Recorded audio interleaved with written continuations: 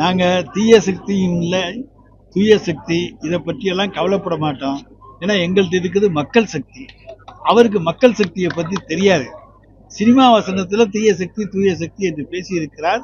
நாங்கள் மக்கள் சக்தியை நம்புகின்றவர்கள். எங்களிடத்தில் மக்கள் சக்தி இருக்கிறது.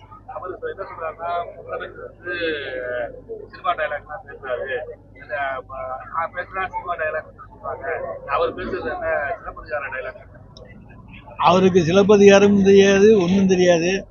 எழுதி கொடுத்ததை வாசிக்க மட்டும்தான் அவருக்கு தெரியும். யார் எழுதி கொடுத்தாங்களோ அவங்கள்ட்ட இந்த கேள்விகளை நாம் கேட்போம். அவர் பேசும்போது திமுக கடுமையான காரியம் பேசினாரு. களத்துல அதிமுக இல்லவே இல்லை, அதெல்லாம் அவர் பேச மாட்டேங்கிறாரு. தமிழகத்தை பொறுத்தவரைக்கும் திராவிட கலாச்சாரம் தான் ஆரம்பத்தில் விஜய் திராவிட மற்றும் அந்த திராவிட கலாச்சாரம் தமிழ்நாட்டிற்கு அகலக்கூடிய வாய்ப்பு அவரால் திராவிட மாடல் ஆட்சியையோ திராவிட கலாச்சாரத்தையோ தமிழ்நாட்டிலிருந்து பிரிக்க முடியாது. அவர் பகுத்தறிவு தந்தை பெரியாரை ஏற்றுக்கொண்டிருக்கிறேன் என்று சொல்லுகிற பொழுது திராவிடத்தை ஏற்றுக்கொண்டிருக்கிறார் என்றுதான் அர்த்தமாகின்றது. ஆனால் அதை வேணா இன்றைக்கு மறைமுகமாக பாரதிய ஜனதாவினுடைய சீட்டியமாக இருக்கிற காரணத்தால அவர் மறைக்கலாம். ஆனால் ஒன்று மட்டும் உண்மை, அவரை பொறுத்த வரைக்கும் அவர் எந்த காலத்திலும் அவர் நினைப்பது நடக்காது. சும்மா ஒரு 6 மாதம் ஆக்ட் பண்ணிட்டு ஒருத்தர் முதலமைச்சராக வர்றது, ஆட்சியை பிடிக்கிறது என்பதெல்லாம் சினிமாவில் நடக்கும், அரசியலில் உண்மையில் நடக்காது. என்னைக்கு நடந்திருக்கு சார்? எம்ஜிஆர் 1972 கட்சி ஆரம்பிச்சாரு. திண்டுக்கல் இடைத்தேர்தல் வந்துச்சு. அதுல ஜெயிச்சதுக்கு அப்புறம் தான் அந்த கட்சி உறுதியானுச்சு. இவருக்கு விக்கிரவாண்டி தேர்தலும் ஈரோடு தேர்தலும் வந்துச்சு.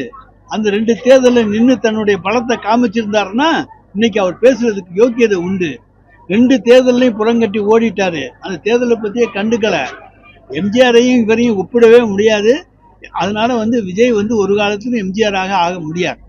பிறந்தாலும் எல்லாம் பேசுறாங்க, எங்களாலே பேச முடியும், எங்களுக்கு அது வரும்னு சொல்லிட்டு மிரட்டுறது மாதிரி பேசியிருக்காரு. அதை எப்படி பாக்குறீங்க சார்? அவர் சினிமா பாணியில் தான் பேசிட்டு இருக்காரு. அவர் ஒரு சினிமாவில் ஸ்டெண்ட் போட போவால 100 பேரை அடிப்பாரு. அதை போலதான் இன்றைக்கு தரந்தாழ்ந்து பேசிக்கிட்டு இருக்காரே தவிர நாங்கள் யாரும் தரந்தாழ்ந்து பேசுகின்றவர்கள். மக்களோட பொதுவான பிரச்சனையா இருக்கட்டும், திருப்பரங்குன்ற இஷ்யூவா இருக்கட்டும், 100 நாள் வேலை திட்டத்தை மகாத்மா காந்தி பேரை எடுத்ததா இருக்கட்டும், இதுல தாவக எந்த ஒரு இதையும் கருத்தையும் சொல்லவே இல்லையே சார். அவர் நான் தான் சொல்றேன், அவர் சி டீம் சார். பாரதிய ஜனதாவுடைய சி டீம் கருத்தெல்லாம் சொல்ல மாட்டார். விஜய் விட்டுருங்க, விஜயை விட்டுருங்க சார். என்னத்தை திட்டினாலும் ஒன்றும் கிடையாது சார், ஒன்றும் பண்ண முடியாது. பிளே ஸ்டோர் மற்றும் ஆப் ஸ்டோரில் இருந்து பாலிமர் செயலியை QR கோடு மூலம் பதிவிறக்கம் செய்யுங்கள். செய்திகளை உடனுக்குடன் பெறுங்கள்.